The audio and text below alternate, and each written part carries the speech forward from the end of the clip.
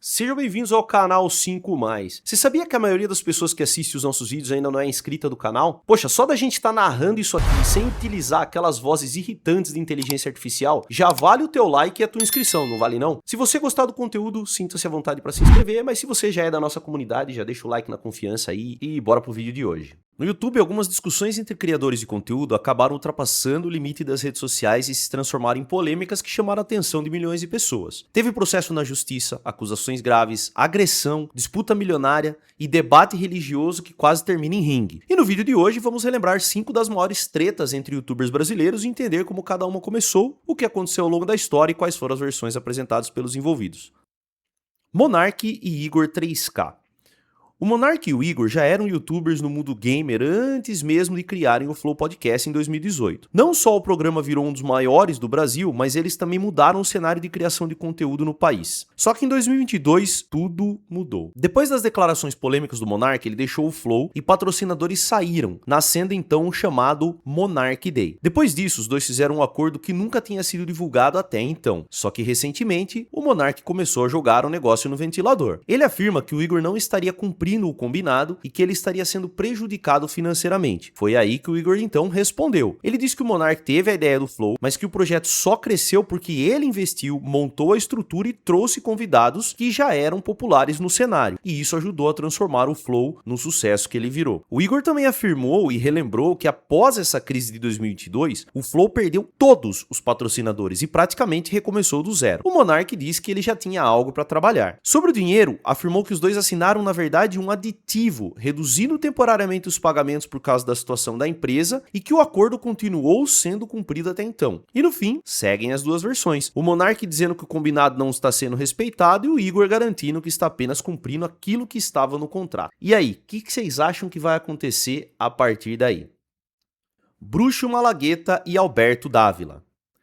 Essa treta começou como um simples debate, mas virou um surto total. Tudo aconteceu no TubaCast entre Bruxo Malagueta e o exorcista Alberto Dávila. O Alberto disse que bruxaria estava ligada a sacrifícios humanos e rituais violentos. Só que Malagueta rebateu na hora. Ele afirmou que a bruxaria que pratica não tem relação com satanismo, nem sacrifícios e que muita gente mistura tradições totalmente diferentes e confunde religiões. Foi aí que o clima esquentou. Depois dos dois discutirem riqueza, vaidade e religião, a maior polêmica veio quando falaram da Inquisição. Um lado falando sobre a caça às bruxas que aconteceu na Inquisição e o outro falando que isso não consta em registros históricos oficiais. Mas a discussão começou a sair do controle quando começaram as ofensas pessoais. Alberto Dávila começou a chamar Malagueta de burro, falar que ele não cuidava da filha e da mãe, e por sua vez Malagueta chamando ele de infantil, imbecil, enfim. A coisa saiu totalmente do controle e após uma última ofensa chamando ele de retardado, o bruxo partiu para cima do exorcista Dávila e a equipe do podcast precisou intervir e entrar no meio para segurá-lo e impedir a confusão. O debate terminou ali com os dois no maior clima de tensão.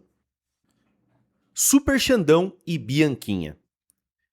Pois é, essa treta começou do jeito mais inesperado. O Super Xandão, que é um streamer e fisiculturista, e a Bianquinha, que é um streamer e criadora de conteúdo, viviam aparecendo juntos em meme dos fãs, até que a brincadeira acabou e saiu do controle. Durante uma live, a Bianquinha fez uns comentários de conotação sexual sobre o Xandão, só que ele respondeu na hora, disse que era casado, nunca teve intimidade com ela e considerou aquilo um desrespeito à esposa. Só que na verdade a história ganhou um outro rumo. A Bianquinha contou que acreditava que estava conversando com o Super Xandão em conversas privadas do Telegram e havia um tempo que isso vinha acontecendo. Segundo ela, o perfil enviava fotos, áudios, dinheiro e até informações pessoais, e por isso ela acreditava ter certeza que falava com ele. Inclusive a Bianquinha soltou alguns áudios na live dela falando que até se envolveria com ele se ele não fosse casado e que eles poderiam ter um relacionamento. Mas aí o Xandão negou tudo novamente e entrou ao vivo numa live da Bianquinha junto com a esposa. A Bianquinha até admite que pode ter caído num golpe, mas ela foi extremamente rude com a esposa do Xandão. Bem, cada um manteve sua versão, mas parece que a coisa vai escalar para os advogados agora. E até então, as duas partes vêm soltando clipes e pequenos cortes nas suas redes sociais, mantendo as suas versões. E parece que a coisa realmente vai escalar para um processo judicial. Quem tem razão nessa história? Comenta aí. Nando Moura e Engenheiro Léo.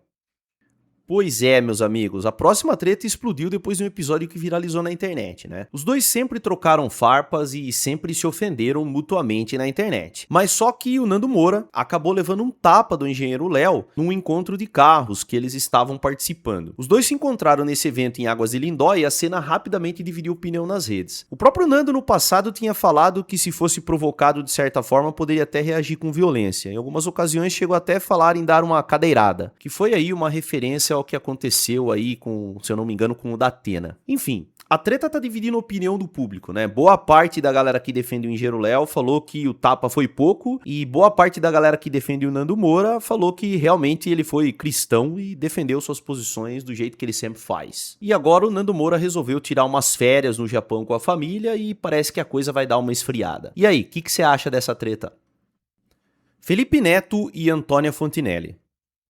A disputa entre eles já dura anos e rendeu várias trocas de acusações e processos judiciais. Recentemente, Antônia voltou a falar do caso. Segundo ela, o Felipe perdeu 2 ações. Já em outra, ela foi condenada a pagar uma multa de cerca de R$ 5.000, mas diz que vai recorrer. Ela também acusou o Felipe Neto de fazer assédio processual, afirmando que ele entrou com várias ações contra ela e, além disso, pediu que a imprensa divulgasse também as decisões favoráveis a ela e não só as condenações. Mas agora a briga ganhou um novo capítulo. Tudo começou depois que o vídeo de uma influenciadora evangélica defendendo o governo Lula e comemorando a queda de alguns preços viralizou. Antônia criticou o vídeo e disse que as pessoas não deveriam dar atenção àquele conteúdo. Foi então que o Felipe Neto anunciou que colocaria seus advogados à disposição da tal irmã Mônica para processar Antônia. A resposta veio na hora. Fontinelli chamou o Felipe Neto de covarde e disse que ele poderia contratar quantos advogados quisesse e garantiu que não pretende recuar diante de novos processos. E aí? Vocês também acham que o Felipe Neto faz assédio processual ou vocês acham que a Antônia tá só exagerando? Comenta aí.